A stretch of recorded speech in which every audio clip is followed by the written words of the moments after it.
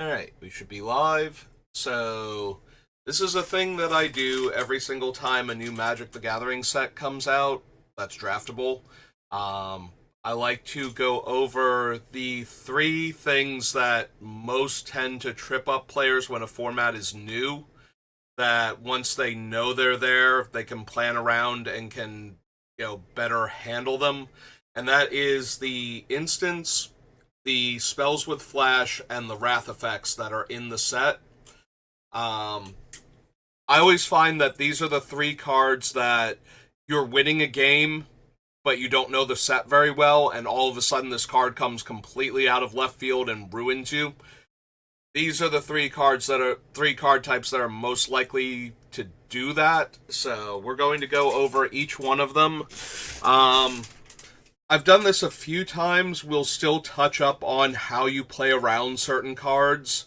Most of that's going to be general, but there's going to be a few specifics. Because a lot of cards fall into the same categories. They're like variants of things we've seen before in plenty of other sets. So the first one, we're going to start just going through the white cards and then blue, just color order and alphabetically. So the first instant is Crumb and Get It.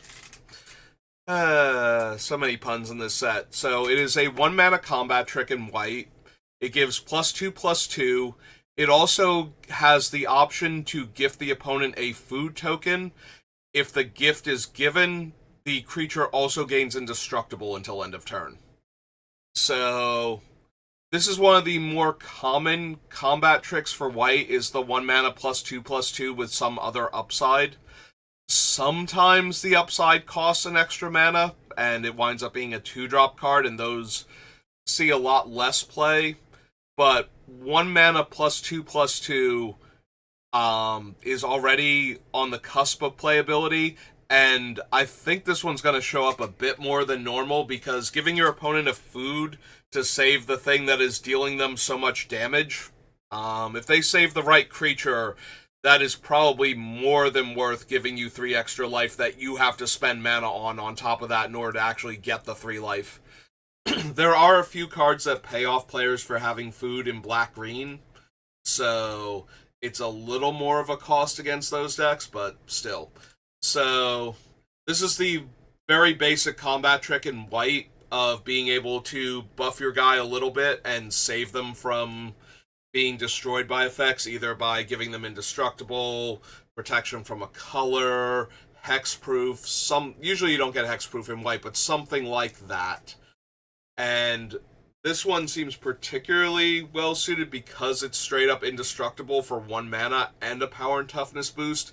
So you have to be aware of this one if you're thinking about multi-blocking an important creature in order to kill it, with the idea that you'll only lose like one of your guys and you're trading for their best guy, because now you might be losing 2 of your guys and trading for their combat trick instead. So you do have to be aware of this one. A lot of the things that I say about how to play around them are contingent on you being able to afford to play around them. Like, if they're attacking with a large flying creature and you're at a low enough life total where the flyer will kill you either this turn or the next turn hitting you, you probably have to throw your flyers/reach creatures in front of it anyway. Just be aware that it might not work. So if the choice is between like trying to kill it versus keeping an extra guy alive because maybe there's a card you can draw that you can kill them on the crackback, take something like this into consideration, especially this one where you won't even kill their large evasive creature this time. The next one up is Dawn's Truce. So this is a mass protection effect. It gives you and your permanents hexproof until end of turn. And if you gift your opponent a card, it also grants your permanents indestructible until end of turn. So this one is meh, honestly, and it's a rare, so you're not going to see it that much. The scary thing about it is actually out of the sideboard. Once you've demonstrated that you have one of the wraths that destroys everything or deals damage to everything, because all of a sudden your stuff being indestructible is going to be a huge deal, and giving your opponent a card in order to essentially counter Starfall, which we'll see in a little bit, is probably a big game. Giving Hexproof is only worthwhile if the opponent shows a lot of removal spells, but it is a rare and it's going to be a new set, so don't be surprised if this thing randomly counters your removal spell by giving the opponent's creature Hexproof, because people will be trying out the rares just to see if they're good, or because they're a newer player and it's a rare and it must be good. So, especially at the pre-release and whatnot, you might see this thing. It's still a rare, you might not even see it. And the players that open it might look at it and go, yeah, that's only okay. Or they might board it in because you're showing a lot of removal. Excuse me. But for the most part, not a hugely impactful card, just something to be aware of. After Dawn's Truce is Feather of Flight. So it's a 2-mana aura with flash. It gives the enchanted creature flying and +1/+0, and you draw a card when it enters. So the biggest ways you can get blown out by this card, there are two different ways. There is suddenly creature has flying. Usually this is going to mean it can block your flyer that was attacking for lethal damage. Or it can trade with your flyer that you thought you were just going to keep hammering in turn after turn, because they didn't have a reach creature yet. The other thing is that, especially in red-white, the mice have a heroic variant where if they're targeted by a spell or ability for the first time each turn, they get a bonus.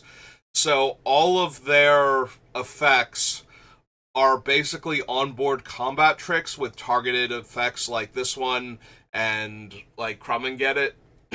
So you do have to take into account what their bonuses will also be if they suddenly get targeted by something.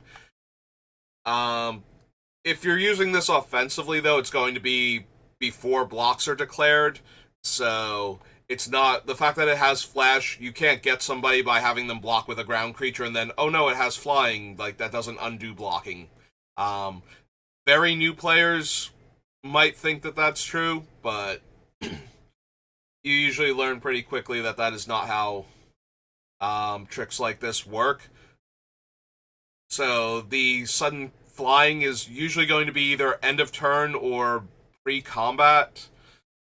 If you are dead on board to your opponent's creature suddenly having flying because you tapped yours, this might need to be on your radar, but past that, it's just a +1 power combat trick that suddenly lets their creature block your flyer, is the most relevant portion of that. Next up is Mabel's Medal, is down here. So this is the more traditional, like, 2-mana trick in white. So it gives a creature +2/+2, and its bonus in this case is giving another creature +1/+1 until end of turn. So it's technically 2 combat tricks stapled together for 2 mana if they have 2 or more creatures in play. So if you think it might be this one, just keep that in mind that their other creature, like if they're attacking with their 2/2 and their 3/3 into your 2/2 and 3/3, this is one of those ones where they could eat both of your guys if you block both creatures on the one, or like one creature on each of them. If you put both creatures on the one, then you'll be trading both of your guys for like this and the extra damage. If you put it on the 3/3, because it'll be a 5/5. And if you put both creatures on the 2/2, they're still going to get to kill your 3/3 with their 2/2 and probably deal you 5 points of damage at that point. So that's just the basic setup for this. It gets a lot more complicated the more complicated the board state is. You play around this one in much the same way you'll play around the Rabbit card that we're going to see shortly, Rabid Response, which is a mass pump effect in that you take into account what the bonuses can be and you don't just lose your guys to the damage or make disadvantageous trades because of the bonus. but we'll see that in a little bit, and I'll go over that one a bit more and how you can avoid that. Next up is Mouse Trapper. So this is a 3-mana 3/2 with Flash. So this thing can eat any ground creature that has 1 power and up to 3 toughness, and it can trade with anything up to 3 toughness, barring your tricks. So that's already a factor. It can also suddenly appear, and its hero, or valiant, it's not heroism, it's valiant ability can be triggered by another cheap spell, which would let them tap a creature.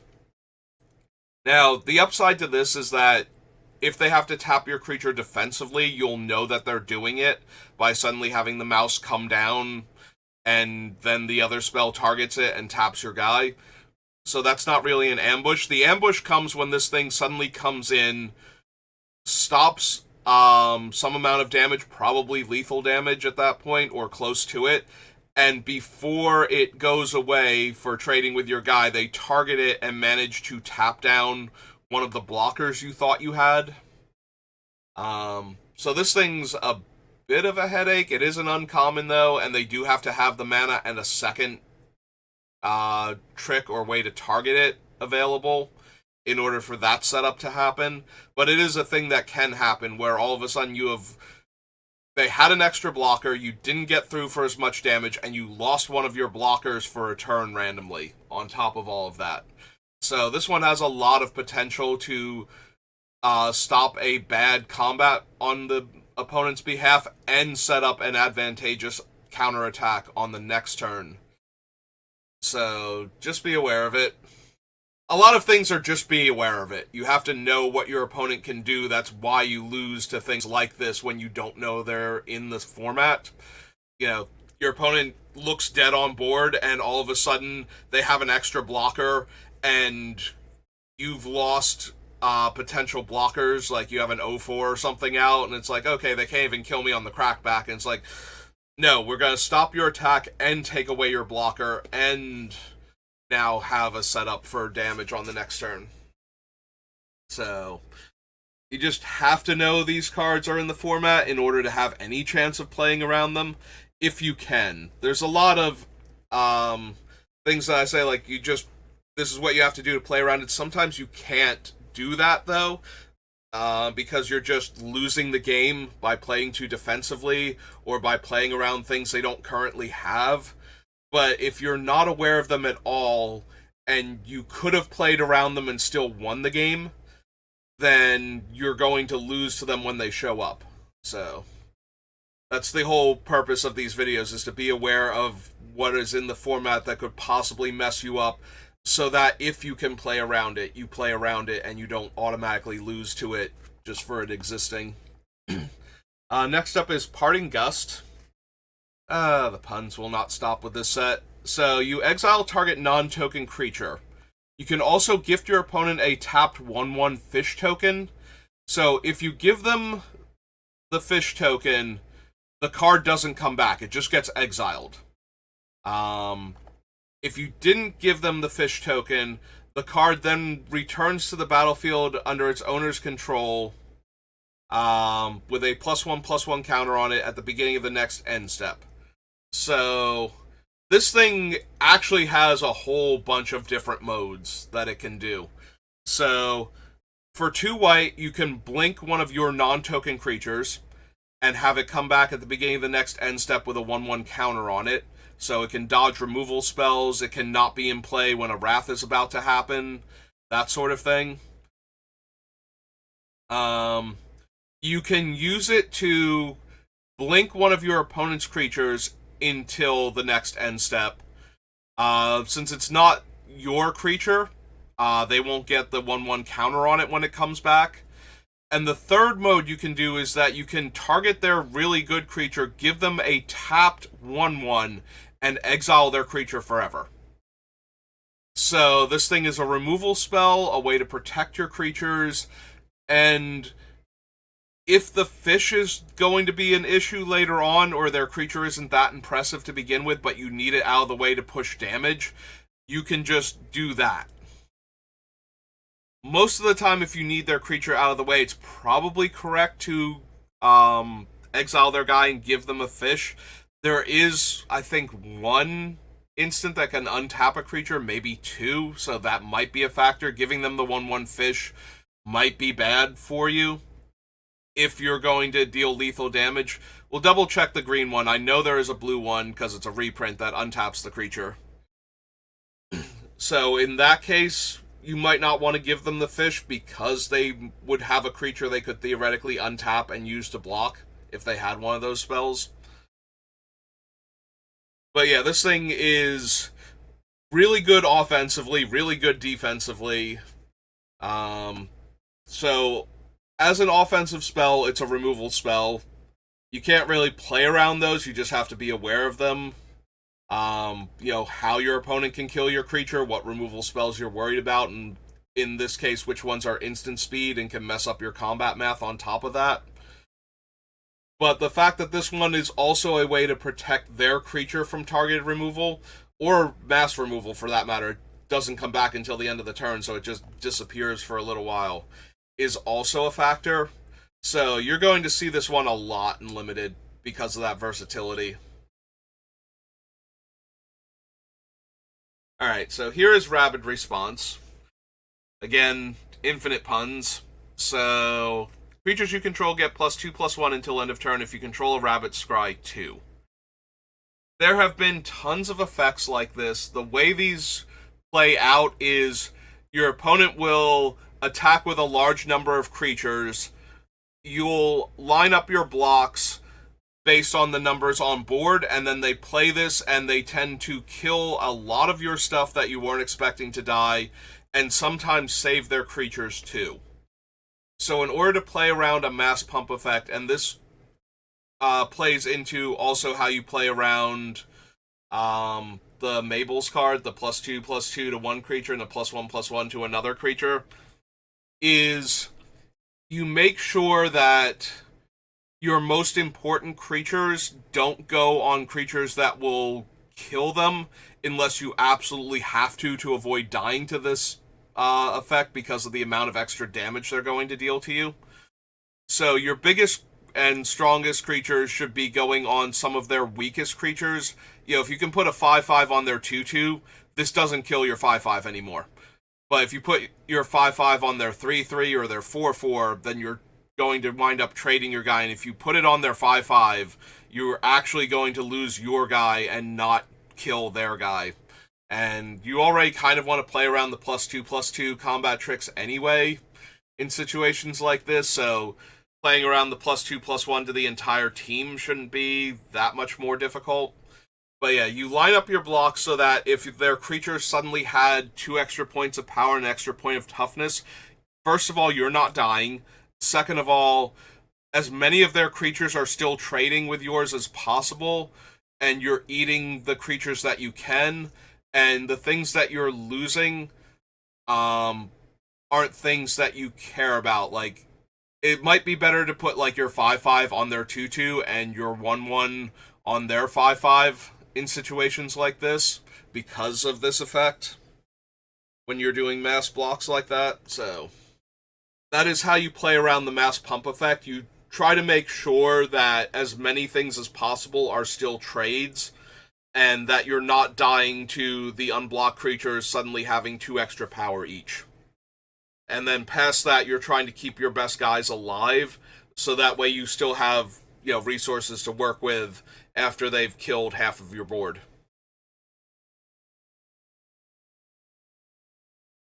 Next up is Repel Calamity. This is just a straightforward removal spell. The only thing you really have to know about this one is it kills a creature with power or toughness 4 or greater. So you do want to be aware of this card, that you don't put your creature in range if they don't have a good target for it when you don't need to. Like, a lot of players will pump their creatures just to get in for extra damage sometimes. If you think this is the card that they have, wait until they either can't cast it or until it's too important for them not to use it. Get them to use it. You want them to waste mana holding this card up so that way you don't pump your guys up to higher numbers and kill them. So if you only have like a little bit of pump, don't put your creature in range. If you have a lot of pump that's reusable across turns, they're going to do this anyway, and if you're losing out on too much damage by playing around it, then don't, because giving them extra time is worse than losing your creature when you didn't have to. But if you can avoid losing your creature and not give them the extra time to work with, or you only have like the one pump effect and it's a one shot, save it and try and get in there with the extra damage later. You don't want them getting the 2-for-1 by killing your guy that you pumped in order to deal extra damage to them, or try to finish them off quicker than you were going to otherwise. Next up is Salvation Swan. So this one is a variant of oh god, the angel's name has gone right out of my head. It's from Avacyn Restored Restoration Angel. This one is white and 3 for a 3/3 with flash and flying. When it enters, or another bird you control enters, exile up to one target creature you control without flying. Return it to the battlefield under its owner's control with a flying counter at the beginning of the next end step. So, it can't blink itself, and it can't blink the other birds normally. And it can't blink the same thing multiple times because it will come back with a flying counter on it. But basically, this thing comes down, saves your creature from a targeted removal spell, or mass removal if you really want to trade your 3/3 flyer your 4-mana 3/3 flyer with flash. Like, it's better to save your giant ground guy and have him come back with a flying counter, which might very well be the case. You can, in fact, save your guy from a wrath also by flashing this out. It also turns any other flying creatures with flash into the same trick to save your non-flying creatures. So, Salvation Swan is one of those, you go for the removal spell, it fails, and your opponent's board state is suddenly way better, and you're down a removal spell. Fortunately, this thing is a rare, but you do have to be aware of it. Also, it's a surprise 3/3 flying blocker. Attack with your 2/2 and suddenly it gets eaten. So, be aware of this thing. It is a rare, but you will play against it at some point in time because it is way too good in limited. Restoration Angel was one of the better cards out of Avacyn Restored and saw a ton of play, so I have to imagine that this one is in a similar vein because it can also save your guys and it makes them better attackers on future turns by giving them flying. So yeah, another thing where you kind of just have to be aware of it so that you don't auto lose to it, but it's going to be rough playing against. Next up is Sonar Strike. So this is another one of those things that you see in every set, some variant on it. This one is one of the more ridiculous ones I've seen. So, it used to be you spent 2 mana and got 4 damage to an attacking or blocking creature, and that was all you got. This one is 4 damage to that attacking or blocking creature. It can also deal 4 damage to a tapped creature, so it can hit things with tap-activated abilities that are, like, hiding from you by not getting into combat. And on top of all of that, if you control a bat, you also gain 3 life. So, this is a huge stabilizer for the bat deck against an aggressive opponent, because it will kill one of their attackers or their thing with a, like, pinging ability that's, sitting over there just tapping to deal a point of damage here and there to try and drain them out slower when they don't have good attacks. And it gains you 3 life because you have a bat in this situation. So if you're playing against the bat deck, this has to be on your radar. It's sonar puns. Because not only is it going to kill your smaller attacking creature, it's also going to gain them 3 life. So the way you play around this is Don't get your non-tap activated ability utility creatures into combat. Like, don't let them just become tapped arbitrarily by, chipping in for an extra point of damage when they don't have any blockers or something. Even if they're tapped out, they might untap and kill your cool guy afterwards, because this might be the only time he's going to be vulnerable, and now they've taken away, like, your mass pump effect rabbit or something. So, yeah, just be aware of that. Also of note, this one is kind of rough because it hits attacking or blocking creatures, but if they're not attacking because they're on the back foot, and you think they have this, and you don't have good attacks if they do, maybe hold off. It is a common, you are going to run into it a lot more often. There's always the danger of being afraid of a card and not attacking into it and letting them use it, and then being able to push more damage through after the fact. But it is still a thing that you have to be aware of. You don't just want to lose your decent guy. One of the best things you can do is if you have like a really strong 4/4 and like some 3/3s that can get in for damage, attack with the 3/3s because they really want to kill the 4/4 if they can, and kind of force them to use it on like the 3/3s or a 2/2 if you can. Attacking your guys into their like 2 toughness bats and 3 toughness bats lets the 4 toughness creature hang back until they're forced to use it, and then you can start shipping in with that one also on future turns. Or waiting until you have a way to protect your 4 toughness creature. Like, if you can give it a bonus that puts it out of range of the 4 damage, so that way they've spent their card and it didn't kill your guy, and now they have to block, or maybe even better, they blocked first and then tried to kill your guy afterwards when you pass priority. So be aware of this thing. Don't play your combat trick first if you can help it. Try to get them to Sonar Strike first, so that way you can save your guy from the Sonar Strike, and then either trade 2 for 2 or actually get in for damage and trade your trick for their removal spell. And don't put your best guys in range of this thing if you don't have to. That is the traditional way of playing around the Gideon's Reproach type cards. Alright, so here is our White Wrath. So it destroys all creatures, and you can gift your opponent a card to return a creature card that was put into your graveyard this way to the battlefield under your control. So this one is really nasty. A lot of times players will sandbag their best creature or a couple of creatures in hand before they play a Wrath, so that way they have good follow-up plays. Because the reason that a lot of players lose to Wraths is that they overextend into them. With this effect, your opponent can overextend into their own Wrath and then kill everything and give you a random card from the top of your deck in order to have their best creature still be in play.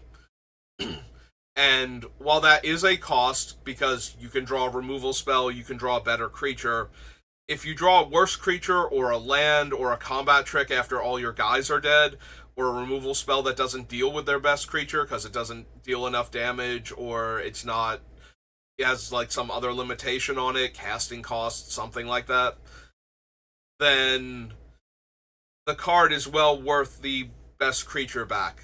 Now granted, if their creatures are all kind of medium, then they shouldn't be doing that, and giving you a card is probably in your best interest, but it is still a Wrath, and they can overextend into it. Don't use the logic of, well, they played one of the best creatures in the set, so they're not going to Wrath next turn. They might. With this card, they might.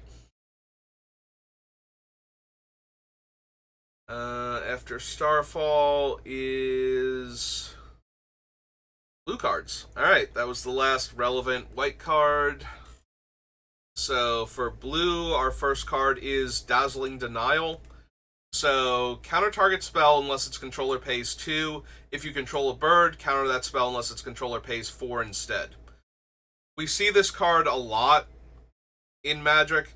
They don't like printing the hard 2-mana counterspell counter any spell card anymore.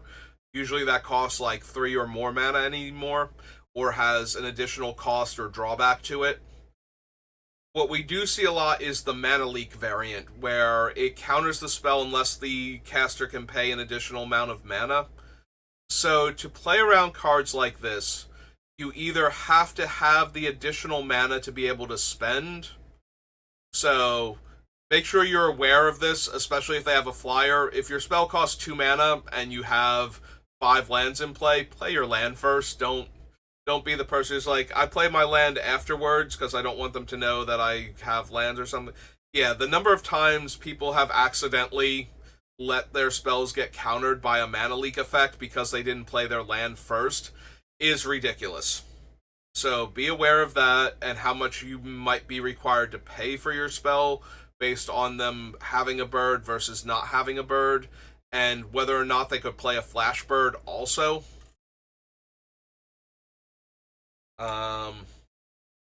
But beyond that, don't run your best cards into the counterspell. And if you don't have to play anything and they're leaving mana open in order to counter your spells, then you don't have to play anything. Like, you don't have to run your spell into their counterspell in order to get it out of their hand.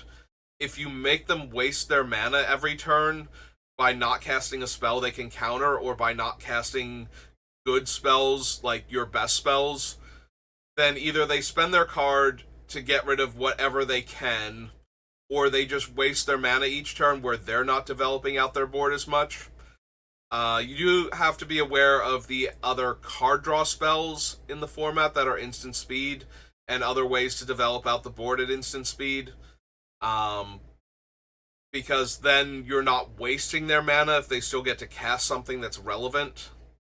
But if you can get them to a point where they're not spending their mana on their counter spells, and they have to keep leaving up the mana to threaten the counter spell every turn, but you're advancing your board state, then you're doing very well. This is why a lot of players will tell you to counter the first spell you have the option to counter with a card like this. And 90% of the time, that's a good thing to do with your counter spell, because if you don't spend the mana and you're not developing out your board, then you're falling behind the longer you have to keep doing this. And there's no guarantee that your opponent will cast a spell you can counter on future turns. Having the bird means that you're going to get to counter something. 4 mana is a lot to have to pay in addition to the cost of the spell, but there will be times where they'll just cast a 1 mana trick and kill your guy, or a cheap removal spell, and you won't be able to counter it because they do have the 4 mana left over. So by forcing the opponent to either cast it on mediocre cards or to waste the mana, that is the best way to play around counterspells like this. Actually, it's the best way to play around counterspells in general. Just try and force them to either keep leaving up the mana by not giving them good targets for it, or not casting any spells you don't have to, and just keep your developed board out. Make them make the first move so that way you can react to them or cast your spells while they're tapped out, and then you have board presence again, and then they untap and now they have to leave up their counter spells or deal with your board presence again. That is the way you play around basically every counter spell in Limited, is by forcing them to either not spend the mana at all, or to not be able to counter the things they really want to counter. There is a bunch of card draw in this set, though, and some bounce effects and whatnot, so it is possible they can develop out their board, or undo some of your development if they don't have to spend the mana on the counter spell. But by forcing them to wait until you've cast your spell, or to do something about your attackers first, like this is a case where you want to attack first, make them use their bounce spell so that you can play your thing without them having counter mana up, or force them to keep holding the counter spell with the idea that you might play something way better than your like 1/2 and 1/1 creatures that are attacking them. Is how you play around the counterspell in the early portions of the game. So yeah, that is how you play around counterspells in Limited to begin with, so we'll just kind of gloss over that when we reach the other counterspells. Next up is Dire Downdraft. So it's a 4 mana instant, but it costs 1 less to cast if it targets an attacking or tapped creature. Target creature's owner puts it on the top or bottom of its owner's library. So this is another effect that we see basically every set. It's blue's bounce, but it doesn't give up the card. So either it puts the creature on the bottom, in which case it has effectively killed the creature, or it puts the creature on top of its owner's deck and the opponent has to draw that card now, which means they're not drawing the card they would have drawn, and they're getting back the card that they had already drawn. So they are essentially down a card while you are down a card either way, as opposed to bounce spells that put it back in the opponent's hand, where the caster is down a card and the spell's controller is down just tempo from having spent mana on the spell and not gotten to do anything with the card.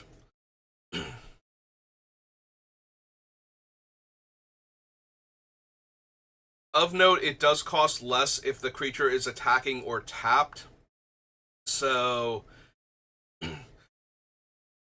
that's only really a factor if your guy is like a large threat and you don't want him bounced and your opponent only has 3 mana, then maybe attack with like the medium-sized creatures instead. Force them to use it on one of your less impressive creatures while they're tapped too low to actually cast it on your big guy. But past that, it's a removal spell, and you just have to be aware of it. Your creature will suddenly disappear from the board, and either you can get it back next turn, or if it's not good enough, it's just going to the bottom of your deck, so your creature is just gone. They've essentially killed your creature. Next up is a card that's... It's designed not to do the thing that flash creatures normally do. So this is Eddie Muck Crab. It is 5 blue. It has flash. It costs 1 less to cast for each instant and sorcery card in your graveyard. It enters the battlefield tapped if it's not your turn. And when it enters, tap up to 2 target creatures. So normally a large flash creature's appeal is that it suddenly comes down and eats your opponent's creature mid-combat, and with a 5/5 body, this thing would be able to eat a lot of creatures. We'll see the green one later on doesn't have this restriction and does get to do the eating the creature thing, and how absurdly powerful that is. So the crab can't just come down and eat a creature mid-combat. What it can do, though, is either come down pre-combat, tap a bunch of blockers, and then when they untap, they'll have a 5/5 they can attack with, or come down end of turn to tap down 2 of your blockers and suddenly have a 5/5 that can attack. So the problem with the Eddie Muck Crab is actually that second one, where it suddenly removes 2 of your blockers and adds a 5 power creature that's going to be attacking you. In a close race, that will close out the game almost immediately. You know, you attack with your creatures that you can attack with. They flash in their thing, tap 2 of your guys, you have bad blocks now. It's going to really put you on the back foot, and if the crab doesn't die, or one of their other large creatures doesn't die, then you're probably going to have to chump block again next turn, and that's going to be really, really bad. That's usually the end of the game at that point.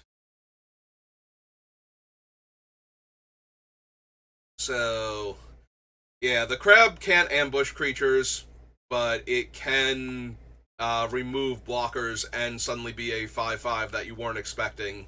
So that's what you have to be aware of with this one. Alright, so that's Eddie Muck Crab. The next one is Into the Floodmaw. So for 1 blue, it returns a creature to an opponent's hand. They can gift a tapped fish to instead return return a non-land permanent an opponent controls to owner's hand. So it's an unsummon. Like I said before, the whole you are down a card and only up tempo is really the only thing about Into the Floodmaw. It is a 1 mana trick, though, that gets the creature out of the way. The tapped fish portion to get a permanent is more along the lines of if you have an Anthem effect or something else that you're counting on being in play when things happen. You know, you attack with all of your creatures because you have I don't think there's an enchantment in the deck or in the set that cares like when your creatures die, like you know, Bastion of Remembrance or something like that type of effect. But having something like that suddenly disappear really, really ruins your day.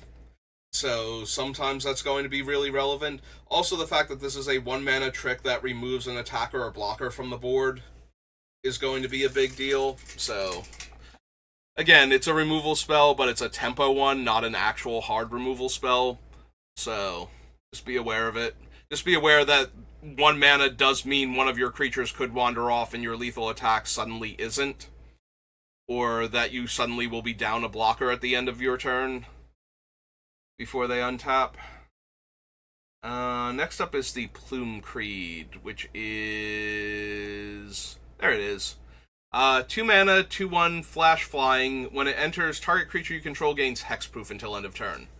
So, it's a 2 mana creature with flying, so that's already a decent attacker. Playing this thing early is one of my favorite things to do in Magic. A 2-power, 2 mana flyer is one of the most aggressive bodies you can have in the early game. But it has more upside than that, being able to ambush an X2 flyer that's attacking you, so that way you can take it out of combat, is also good. And being able to counter targeted removal spells. Like, this little guy does a lot, actually. So, the question then becomes, how do you deal with it? And I think the best thing is trying to force them to cast it. It functions a lot like a counterspell for targeted removal. So if you don't need to use your targeted removal, then leaving the 2 mana up means that they're not developing out their board with their 2/1 flyer, and they're not countering your removal spell. So the longer you can punish them for that, the better you're doing. Because there is going to be a real argument for if your opponent doesn't use like a removal spell the turn cycle that you draw this thing, you're supposed to just flash it out and have another aggressive flyer attacking. Some players will miss that, and they'll just keep holding up the mana thinking, I'm going to get them so good with this Plume Creed Escort, and then they wind up missing out on like 6 to 8 points of damage that they could have dealt. So, yeah, if you can make them waste their mana, they're probably going to be inclined to just cast it out. It's a lot like Hopeender Quaddle in that regard, where if you can get the spell, it's amazing. If you can't get the spell, you just shrug and cast it out anyway and keep attacking with your 2-power flyer. Next up is Runaway Together. So, this thing is deceptively more powerful if you've never played in a format that has this card. So, it looks like a worse version of the Into the Bloodmaw, where instead of bouncing your opponent's creature, it bounces their creature and your creature. And it has 2 targets, and it's not up to, so you do have to bounce 2 creatures controlled by different players, which will be you and your opponent in normal games of Magic.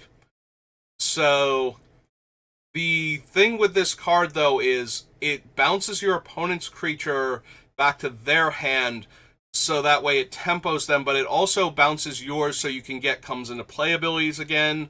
If your opponent is playing a target removal spell, you get to bounce their creature and the thing that they're trying to kill and save your guy and put them back on mana because they spent their mana on a removal spell and now they can't redeploy their creature immediately.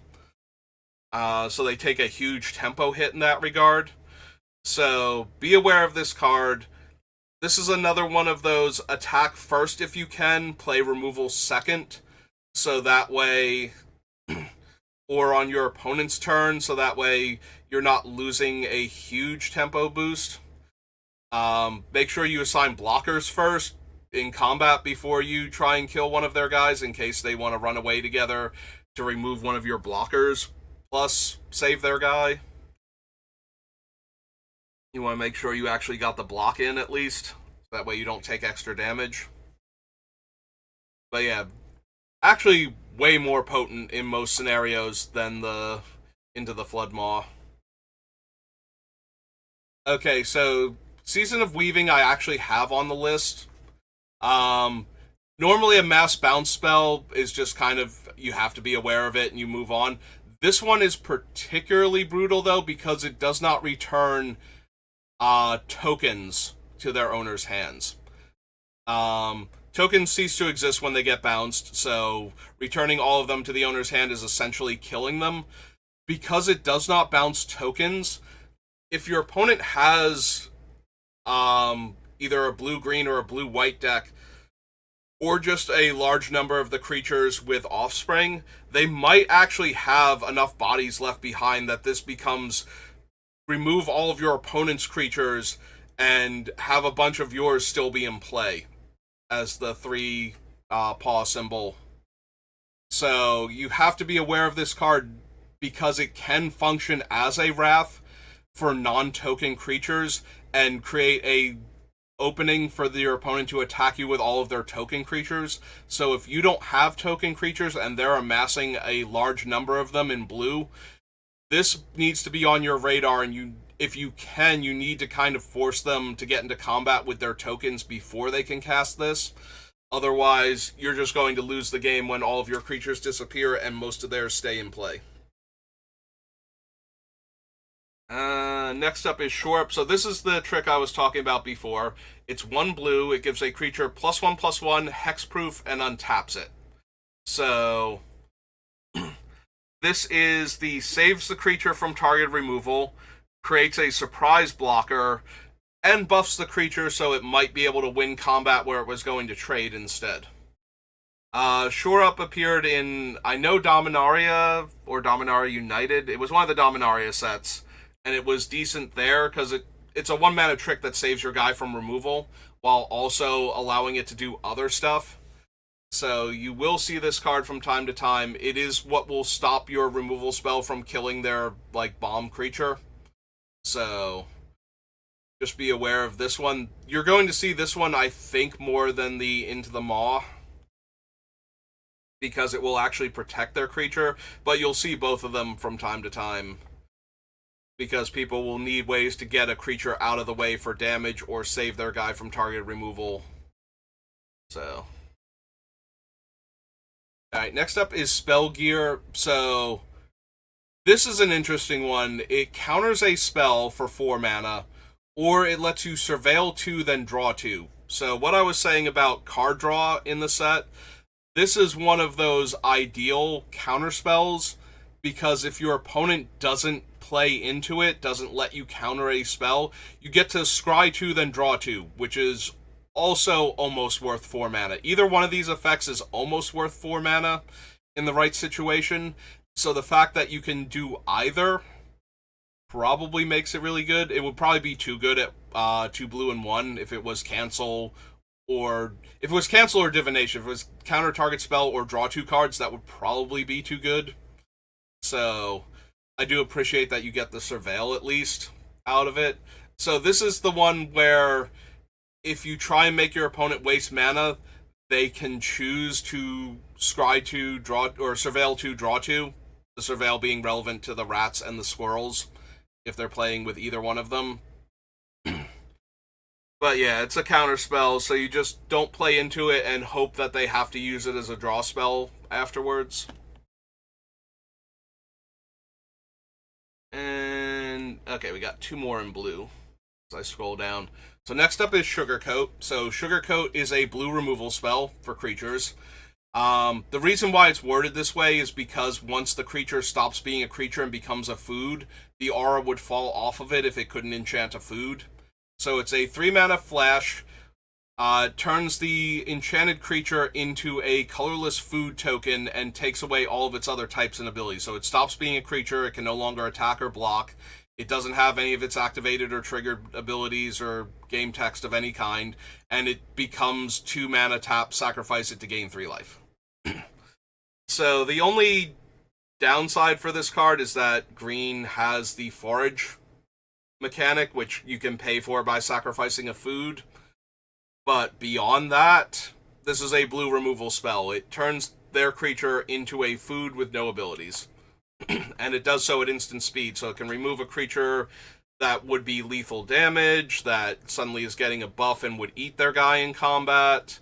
It does everything that a normal removal spell does, right down to taking the creature out. It's more of a pacifism at that point, or not pacifism, arrest at that point, that lets the opponent sacrifice the creature to gain life. But it's still a flash arrest in blue, so blue usually doesn't get the best removal to begin with. So, you take what you can get, and that's pretty decent, honestly, as far... It just straight up kills a creature for 3 mana, functionally. And our last blue card is Valley Floodcaller. It's a 3 mana 2/2 with flash. So it can ambush like 1 power creatures, or trade with X2s. But its real power comes from your non-creature spells can be cast as though they had flash. So sorceries, enchantments, artifacts all gain flash while this guy is out. Planeswalkers too, if that matters for some reason. I don't think you need to flash in Ral, but it's not like you can activate him on your opponent's turn.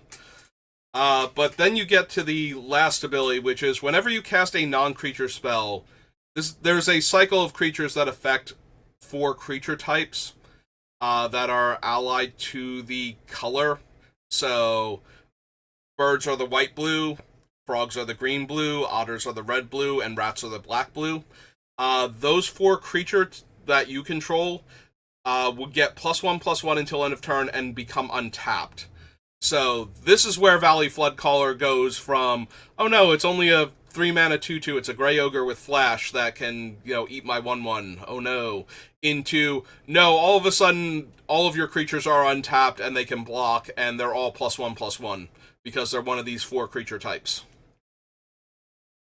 So it's a rare, and it does require not only having it, but also a non-creature spell you can cast with the remaining mana. So it's not just the 3 mana for this, you also need an instant, a sorcery, an artifact, an enchantment, something cheap enough that you can flash in to trigger this. But that is a huge blowout when that happens. So the Otter itself is not the problem. It's the untapping everything else mid-combat that's going to be the problem. Or the offensive Anthem effect, honestly. Similar to Rabbit Response.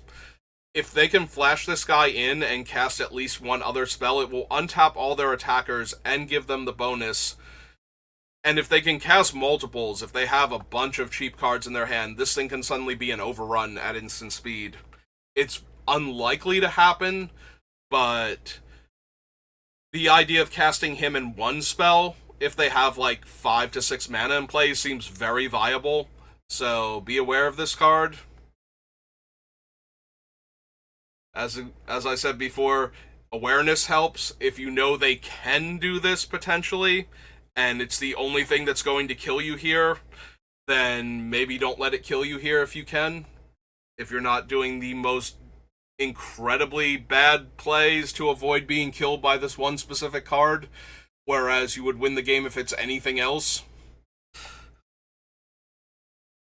But yeah, if you were going to lose the game to only this card, and you'll win the game if they only have like some of the other instants that we've gone over, then maybe play around this card. Maybe don't lose to it if you don't have to. Alright, that brings us to black. So our first card in black is Consumed by Greed. Target opponent sacrifices a creature with the greatest power among creatures they control, and you can gift them a card to return a creature card from your graveyard to your hand. So this is an edict that always hits your best creature, or your strongest creature, rather. Not necessarily your best. Sometimes your best creature will be a smaller creature that's making your other creatures better, or has a really good effect. But for the most part, this is going to kill one of your best creatures. And it's an edict, so it gets around Shore Up and the Dawn, the white card. Hang on. It gets around the 2 white cards. Come and Get It, giving Indestructible, and Dawn's Truce, giving it Hexproof and Indestructible. So it does get around those.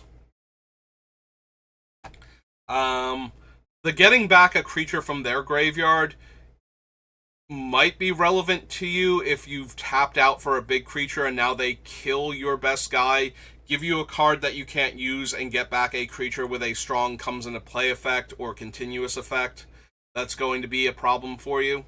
But for the most part, it's an edict, and you have to be aware of it. Also, you can't get around it by having, like throwaway creatures. The way you get around it is if your one creature is super important and you can put a creature with higher power into play, that actually plays around it if the higher power creature is not your best creature. Past that, you just have to accept that it's going to kill your big guy, and there's not a whole lot of effects that will stop it, and the ones that do tend to remove your big guy from the field for a little while, so. Alright, after that, we have Downwind Ambusher. This is another card that you see a lot.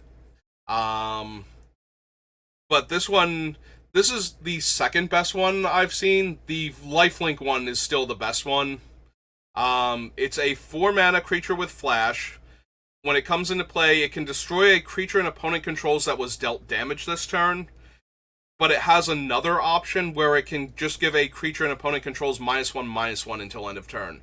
So, whereas normally you would flash in, like, your Rooftop Assassin or whatever his name was, after damage so you could kill your opponent's creature, this one you might flash in to make their creature smaller and let you eat it with one of your other creatures, or trade with the 4/2, or shrink one of their guys and eat like one of their 1-power creatures that's attacking. So this thing is a little bit more versatile than a lot of the other ones are, because it can come down to shrink a creature to potentially allow for an eat or trade that you otherwise wouldn't have had, and have an additional blocker that can also get in the way of a larger creature. Like, this thing trades for 4 toughness creatures, or 5 toughness creatures if you really need it to. So, that's not terrible for a 4-mana creature at instant speed. And if it doesn't trade, now it's a 4-power creature that's attacking next turn, on top of killing one of their creatures, most likely.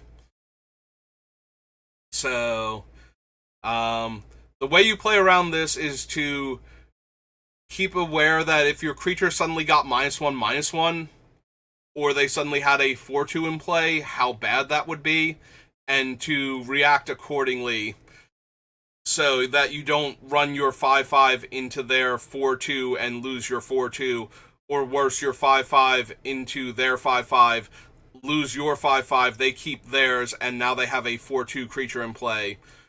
Or trading your 5/5 for their 1/1 because they flashed in this guy and killed your 5/5 that has 1 damage marked on it.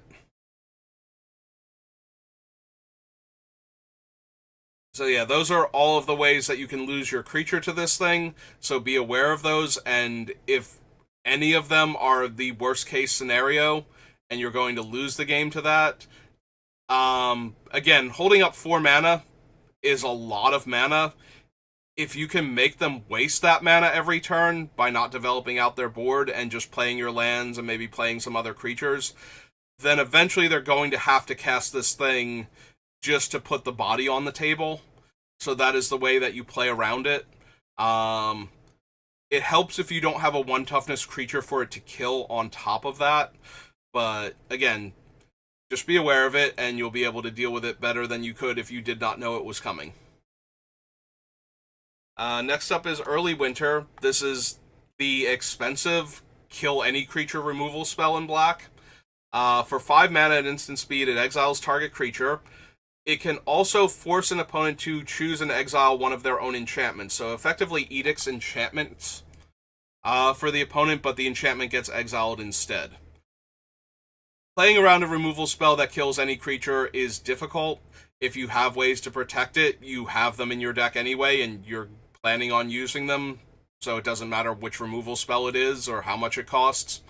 You just need to have your way to protect them available. If your deck is built around an enchantment, you do have to be aware of this card's existence, especially if you don't have other enchantments that you can put onto the battlefield, so that way when they edict you for the enchantment, you don't have to lose the really cool one. I'm blanking on the enchantments in this set. I'm thinking like past sets like Modern Horizons 3 when I draft Aether Revolt. When I have Aether Revolt is like one of the most important enchantments or most important card in that deck if I'm playing with it. So having my opponent edict an enchantment out from underneath me would be absolutely devastating because it's probably my only enchantment in play. So if you have an enchantment that you're really heavily relying on, you have to be aware of this card, because if you don't have a second enchantment in play, you will lose the thing that you are leaning on that hard to this card, and people are going to be running it because it kills creatures anyway, and any creature removal is better than no creature removal, so there are a lot of better creature removal in the set. In fact, we're going to see a couple now, including one that is an instant, but that doesn't mean that people opened it or were able to draft it, so they have to do what they can with the cards that they have. So next up is Feed the Cycle. So Feed the Cycle is black and 1 for an instant, but it does have an additional cost to cast. So you either have to pay another black, or you have to forage. Foraging is sacrificing a food or exiling 3 cards from your graveyard. And for your 2 black and 1, or black and 1 and the forage cost, you destroy target creature or planeswalker. So it is Hero's Downfall, but if you have 3 cards in your graveyard, you can cast it for 1 less black mana. If you have a stray food that you don't need for life, you can sack the food instead of paying 1 black mana. So yeah, it's a very powerful removal spell. You're going to see this one a lot, and there's not a whole lot you can do about it past either having things to protect your guys or understanding that your guy might explode for as little as 2 mana at instant speed. Which, Doomblade.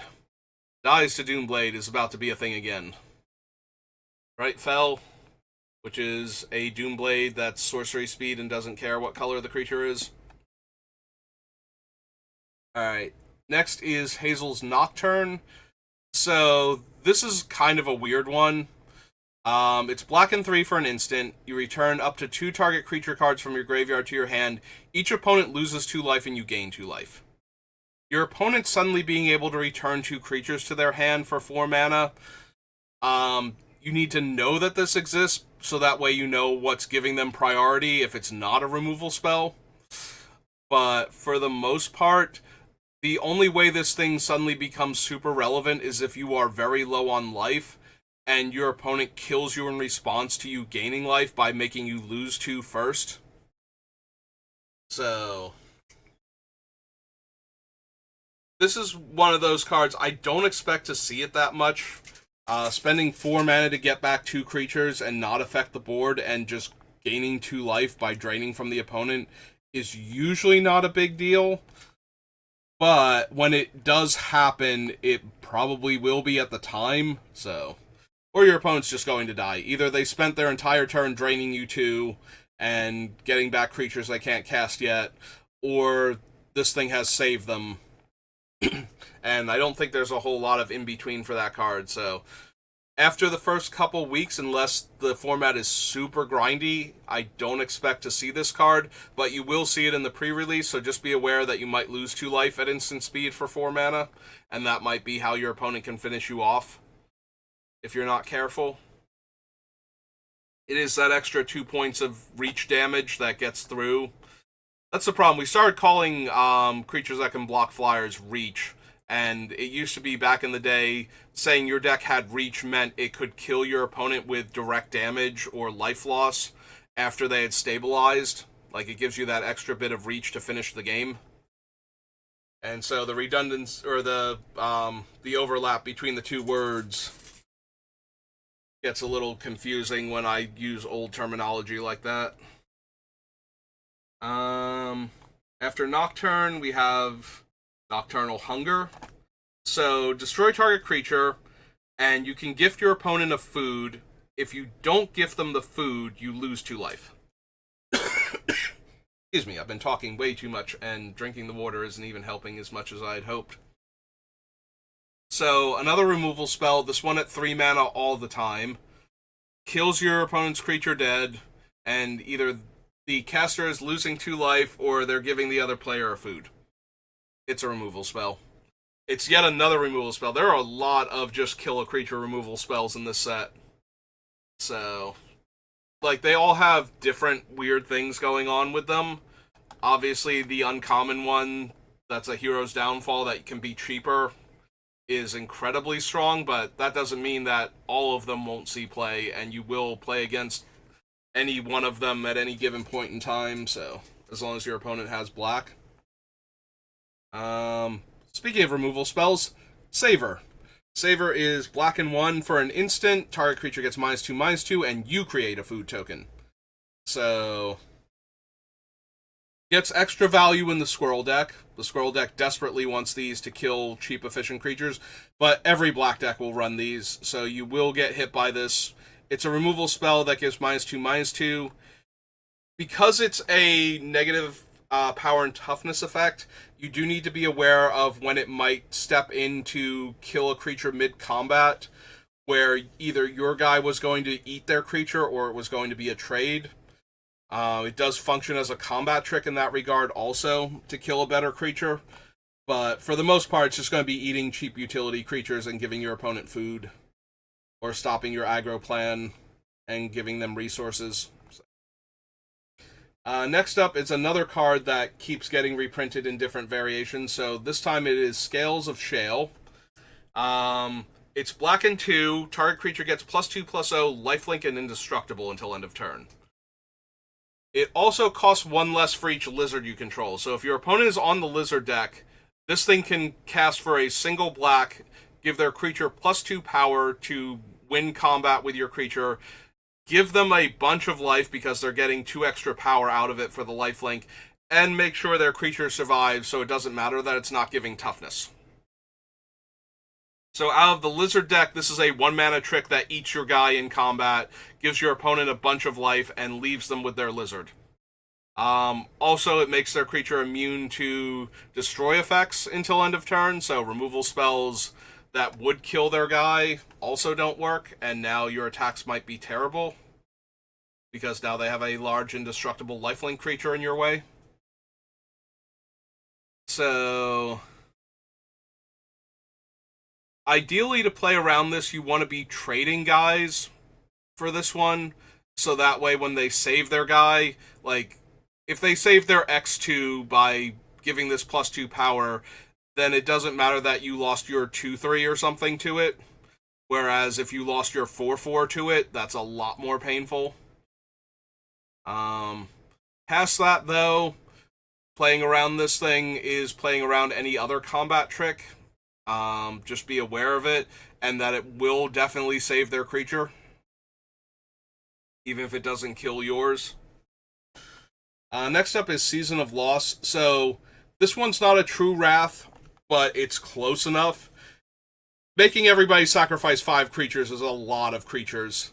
There are going to be decks and situations where it's possible to have more creatures, and that is one of the ways you play around this card, is by having enough creatures that you don't lose everything. But this thing is so potent anyway, letting your opponent draw cards for each creature that died this turn, or making the opponent lose X life, where X is the number of creature cards in your graveyard. Like, this thing might just kill you out of nowhere just from the damage it can deal. But putting 2 extra creature cards in the graveyard and you losing your 2 best guy, or your 2 worst guys rather, just is extra gravy for the 5 total. And also your opponent might go, hey, let's all lose 3 creatures because that's what we've got, and then I'm going to draw 3 cards. So yeah, this thing is incredibly potent. This might be one of the most powerful. If this is not the most powerful card in the set, I'm going to be a little surprised. If this is not the one that every time your opponent plays it, you lose. So it's already incredibly difficult to survive.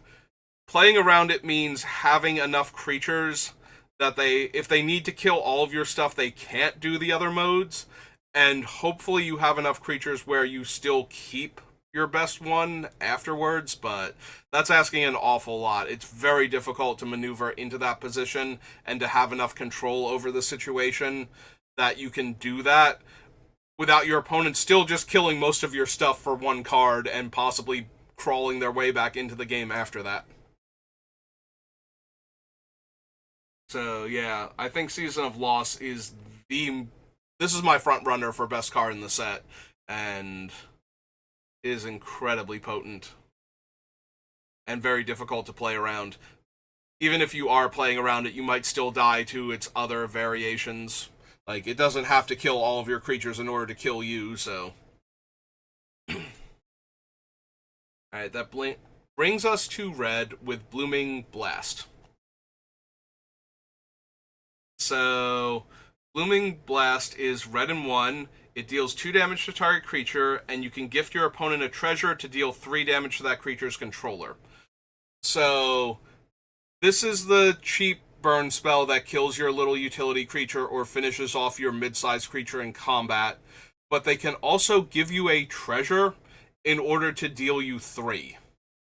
So, and you don't get that treasure until the spell starts resolving, so it's not like you can use the mana to counter the spell that they're giving you the treasure for. It's not an additional cost to cast.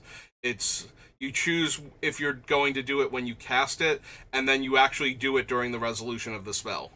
So you won't have that extra 1 mana to do anything with at that time. So this can kill your creature. It can also lightning bolt your face. So that's important to be aware of, because if you get within range of this spell, then it can just finish you by giving you the treasure. So you have to be aware of that. That red does have a 2 mana deal 3 damage to the opponent effect at uncommon. So next is Conduct Electricity, which is a variant on the 1 spell from Outlaws of Thunder Junction. Not variant, it's a renamed version. So it's red and 4, deals 6 damage to a creature, and 2 damage to up to 1 target token. Thunder Junction had a whole bunch of random 1/1s running around. This set has the Offspring, which are way more relevant tokens, and I did run the this card in Outlaws of Thunder Junction, whatever its name was there. So I do expect to see this one a lot more in this format, where there are tons of 1/1 creatures with very high upside just running around. So be aware of that your opponent might be able to kill not only your creature, but its offspring as well for 1 card. So that's something to take into account. But basically, at the end of the day, it's trading 1 for 1. It's just actually killing both the original creature and the offspring at the same time. So next up, we have to go all the way down to M for Might of the Meek. It's too far. Manifold, Might of the Meek. There it is. 1 red, target creature gains trample until end of turn. It also gets +1/+0 until end of turn if you control a mouse and you draw a card. So it can't win combat by itself. It does trigger the Mice's heroic variant. So you do have to be aware of that. That this is, they might also suddenly gain trample and +1 power, and the opponent draws a card for doing this. So for the mice, this is a decent combat trick. For everybody else, it's just, you do have to be aware that chump blocking with your 1/1 on their like greens, like 6/6 creature without trample, all of a sudden it might be a 7/6 with trample, and you might be dead. If they don't have the mouse, it will still be a 6/6 trample, and you might be dead. So yeah, just something to be aware of when playing against large creatures, that you might not be able to comfortably chump block if they have this. And it does draw them a card, so giving a creature trample and drawing a card is fine. This is the type of card that you might see players play with, where the idea is that they might even cycle this effectively, like give a creature trample until end of turn and draw a card, in order to find like lands in the early game or something. So they'll be running this card anyway, and then in the mid to late game, all of a sudden their creature gains trample and it actually kills you because you didn't block with enough toughness. So yeah, that's how this card is going to work when it works against you, is surprise trample. Or triggering all of the mice's heroic abilities while giving it extra power and trample. Next up is Rabid Gnaw. So red and 1 gives a creature you control +1 power, and then it punches another creature. This is a punch, it does not fight, so it will allow your one creature to suddenly get extra power and kill their guy, and then either deal extra damage to them, or to the blocking creature, or to the attacking creature. This thing is particularly scary on defense, where you're attacking for what looks like a ton of damage, and then you lose one of your guys, and then their other guy is big enough to trade instead of chump. Or they can, now their 3 power guy can go on your 4 toughness guy instead of their 4/4 having to trade, and you're down your other X4 on top of that. So yeah, that's Rabid Gnaw. It's a removal spell. It's a punch, so it does require the creature be in play. You can blow them out by being able to kill their creature. So if you think they have this one, try and hold on to an instant speed removal spell for as long as you safely can, so you can take this thing out, but past that, it's just a removal spell that requires a creature in play. Next up is the Brew. So this is another weird one. It's a variant on a card you see a lot. So this is as an additional cost to cast the spell, discard a card to draw 2 cards at instant speed. The variant comes in that you can gift your opponent a fish to give one of your creatures +2/+0 until end of turn. Notably, it does target the player who gets to draw the 2 cards. So by discarding a card, you target yourself to draw the 2 cards. So that way, if they kill the creature you want to give the power boost to in response, you still get to draw the 2 cards. You're still a valid target for that effect. That's why it's worded like that. It is kind of weird, though, because it can't just target you for no there's no spell that says target you gets this effect. Target player who casts this spell. In order to get around that, so you can target your opponents if they're about to deck out. Like if they only have 2 cards left in the deck, maybe you make them draw 2 on their draw step, and then they draw for the turn and lose. But past that, this is going to be, you discard a card and draw 2 cards, and sometimes it's also going to give one of your creatures +2 power, for that extra little bit of damage.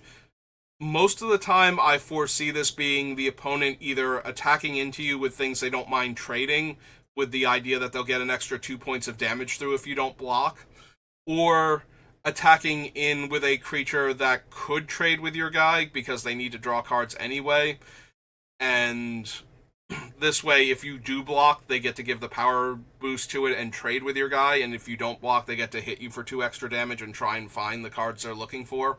So just be aware that you might take 2 extra damage off an attacker if this is the card that they're planning on using, or that their guy might be able to trade up so you don't block their 2/2 with your 2/3 if you don't have to.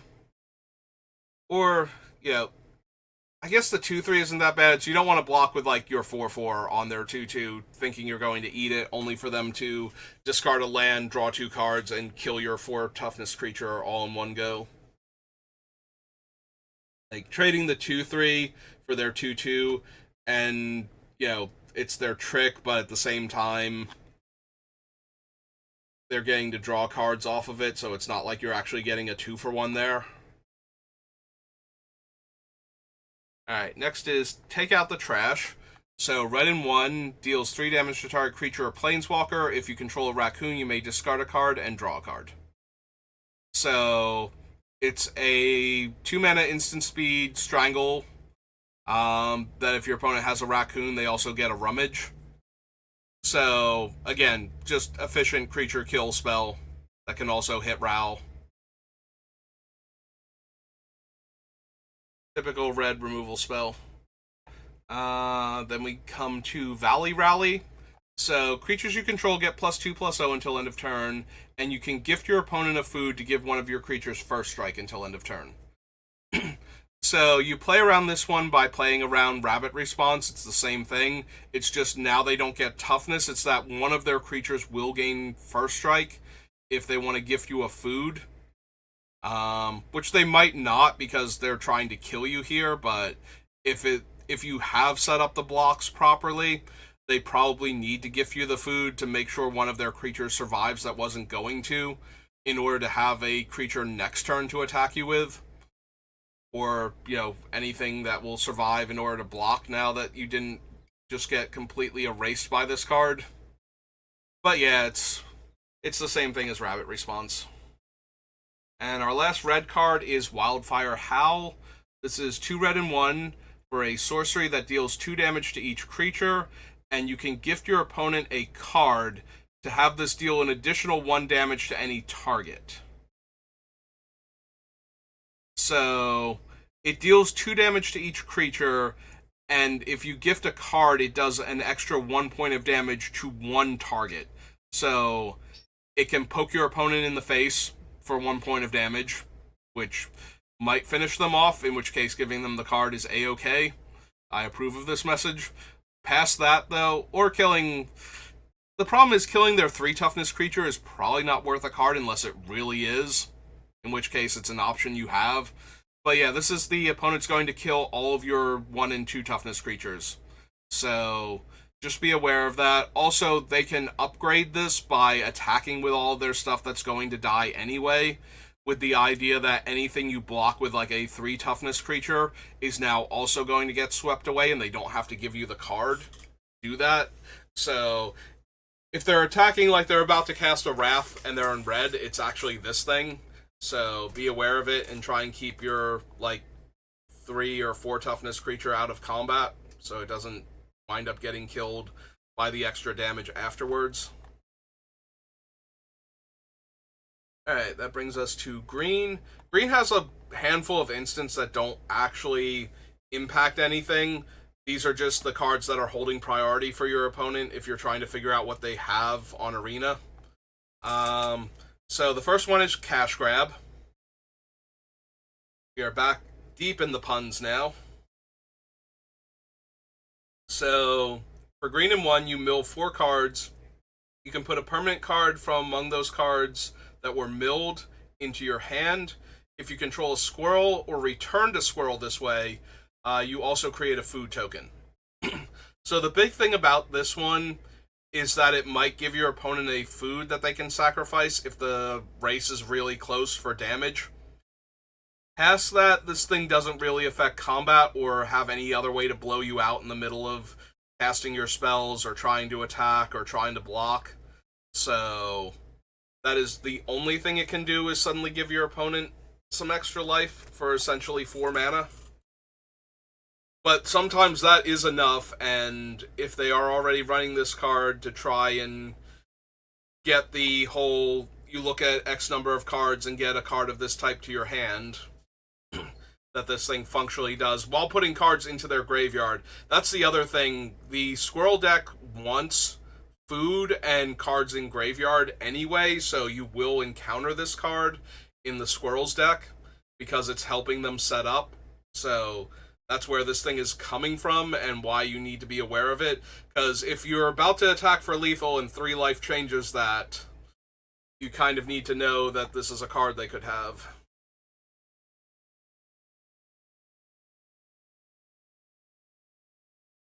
Although, to be fair, a lot of players will cast this, if they're in that dire situation, ahead of time, in order to try and get more creatures they can work with.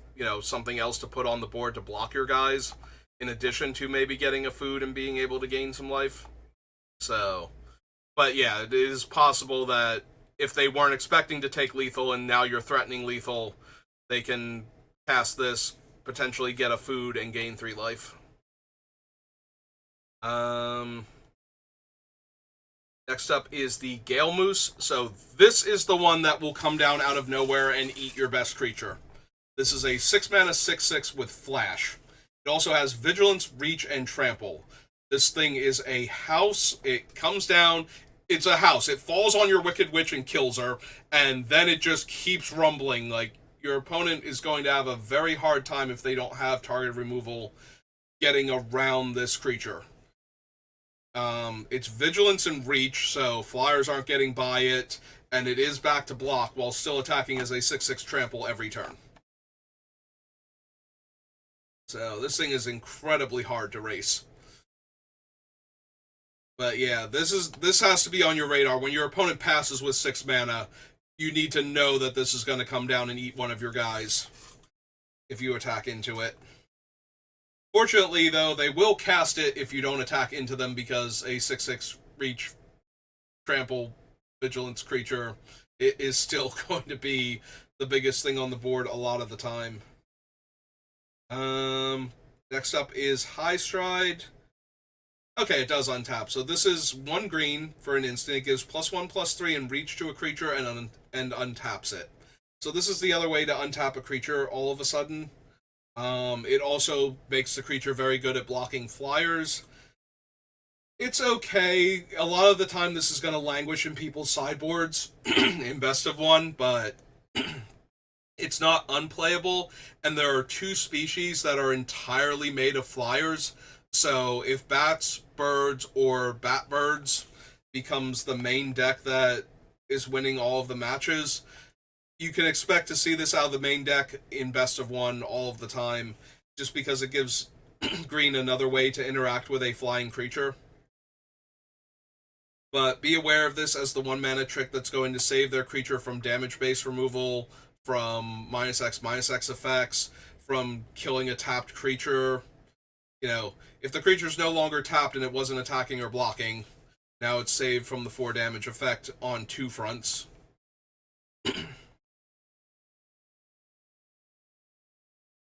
After that, we have Overprotect, which is an amusing card, but you're still going to run into it. So Giant Growths for 2 mana are a lot worse than Giant Growths for 1 mana. But this one is doing so much that I think it will actually see more play than the +3/+3 for 2 mana normally does in green. Giving Trample is already a huge bonus, because it's getting so much power that giving it Trample mid-combat lets it win games out of nowhere. But the fact that it will also save your creature in 2 different ways,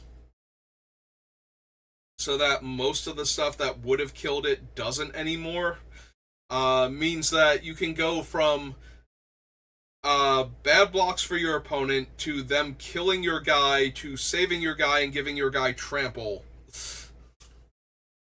and completely flip around a combat where your opponent thought they were going to get to kill your guy, or that their blocks were good. So yeah, be aware of this card. It giving Trample has the same problem that you would run into with the 1 mouse card in red, except that this one gives a massive power and toughness boost on top of that. So you are that much more likely to not be at a safe life total. You know, blocking their 5/5 with your 2/2 when you're at like 9, all of a sudden you're going down to 3, and that puts you in range of some of the other things we've seen. Whereas before you thought you were going to be safe. So yeah, again, have to be aware of it. You have to know what your opponent can do, otherwise you're just going to die when they suddenly overrun your creature with Trample and a huge power and toughness boost at instant speed. And then right next to that, we have our next instant. This is Paw Patch Formation. So this can kill an enchantment. It can also kill a creature with flying, and instead of the normal being able to kill an artifact, it has draw a card and create a food token. Again, the Squirrel deck is very interested in a spell that puts itself in the graveyard, replaces itself with a card, and gives them a food token. The fact that you can also kill a bat or bird, or the Dragonhawk, or the Night Owl with this thing is also very good, and destroying an enchantment, there are some playable enchantments in this format. Being able to destroy Sugarcoat, for example, and get your creature unlocked. So, the modality on this card, especially the Squirrel decks, will be running it anyway just for the draw card, make a food token. Like, I think that's probably going to be good enough because it's giving them 1/3 of a forage plus a card draw to replace the thing that they spent the mana on. So you will see that, and it will kill your flyers in best of one because of the Squirrel deck, and it might also kill your enchantments in best of one because of that. Next up is Peerless Recycling. This is another one that doesn't really affect the board. So it's green and 1 to return a permanent card from your graveyard to your hand, and you can gift your opponent a card to return a second permanent card from your graveyard to your hand. Yeah, it doesn't affect the board at all, so unless it's returning flash creatures from your graveyard to your hand, it's not going to be able to do anything to ambush the opponent. If your opponent has a flash creature in the graveyard, and they could cast it if they paid its mana cost plus 2 mana, maybe be aware of that. Like, don't attack into the moose if it can suddenly come back for 8 mana. But aside from that, and that's pretty telegraphed at that point, Peerless Recycling isn't really doing much to affect the board, so not really a combat trick or a way you can lose the game all of a sudden out of nowhere. Next up is Polywallop. So, green and 3, costs 1 less to cast for each frog you control. Target creature you control deals damage equal to twice its power to target creature you don't control. So, it's another bite. It's also another spell that gets cheaper if you have multiple creatures of the appropriate type in play. Technically, you only need 1 frog to get it down to 3 mana, but once you have, like, 2 or 3 frogs in play, casting this for 1 to 2 mana where it doubles the creature's power for the purposes of the punch means that your creature will almost definitely kill anything that it's hitting, so. It's another creature removal spell that requires a creature in play. Just be aware that it might not be a 4-drop, so you're not actually safe from it if they have enough frogs out.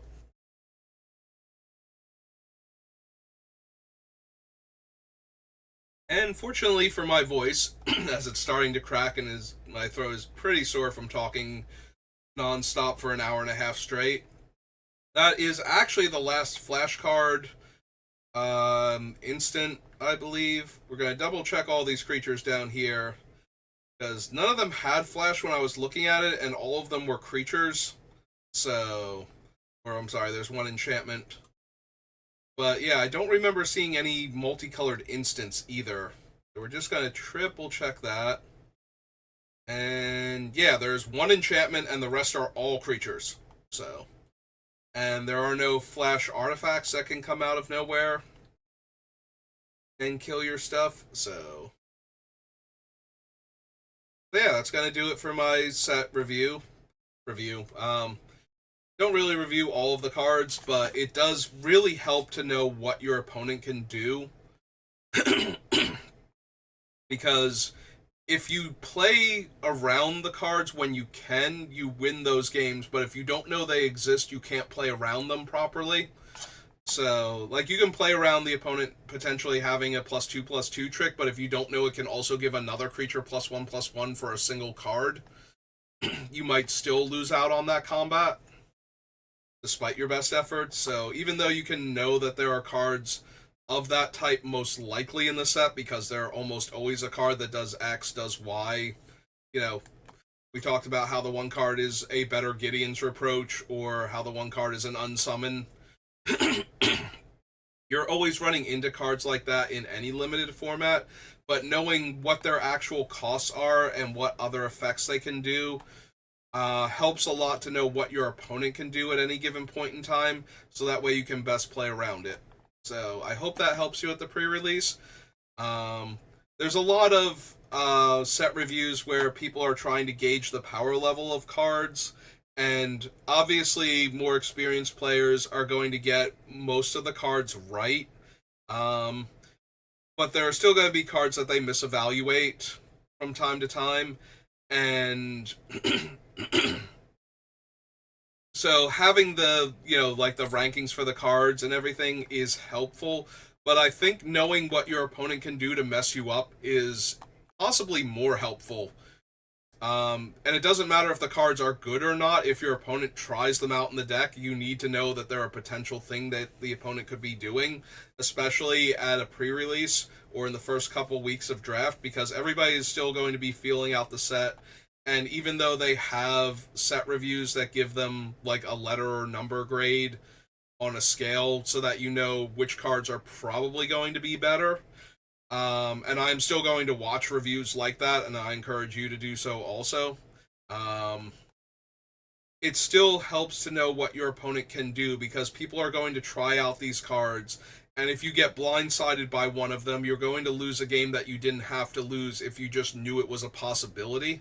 So I hope the set review helps you do better at your pre-release, and I thank you for taking the time to watch it, and I will see you next time. Have a good rest of your day.